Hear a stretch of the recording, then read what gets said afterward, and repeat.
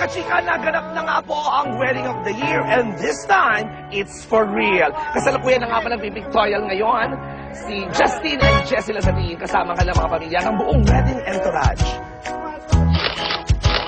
Napaka-peaceful and very emotional po ang naganap na kasalan. So, kasi natuloy na rin ang kasalang ito, no? Alam naman natin ang pinagdaanan ito ni Jessie at saka ni Justine.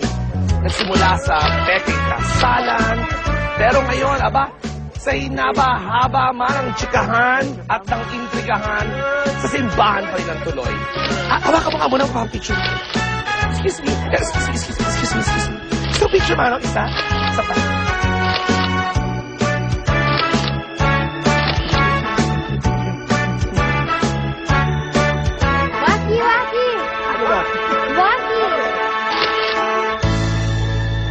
Ate Jessie. Oh. Meron kaming regalong ibibigay sa inyo. Oo nga. Ha?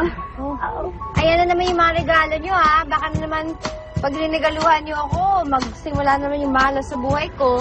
Hindi. Ate Jessie, ngayon okay na to. Kasi, panalo yung kaso namin against MS Funds, kaya nabawi namin yung pera. Ano? Oh. Richard. Eto, oh.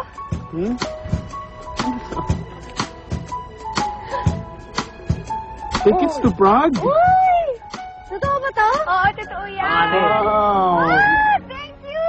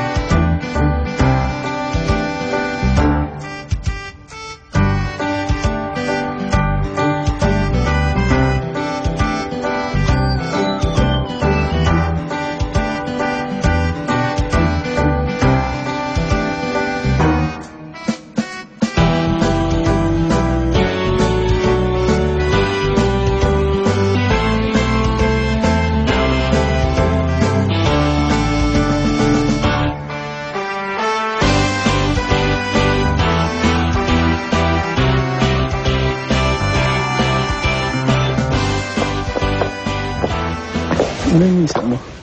Wala, parang yung Prague, tinan mo, parehong-pareho yung itsura niya, wala naman nagbago. Pero para sa akin, ibang-iba siya ngayon. May sense ba yung sinabi ko? Oo naman. I know exactly what you mean.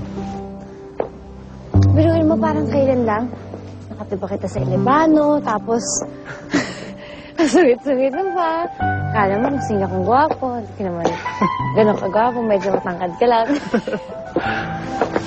Sorry, I just wanted to relax back then. Alam ko kasi pagdating ko dito, puro trabaho na naman. Ganun naman yung buhay ko noon eh. Lahat umiikot sa trabaho. Sa career ko. Pero ngayon, iniisip ko ayoko na mag-isa. Parang hindi ako kumpleto pag wala ka.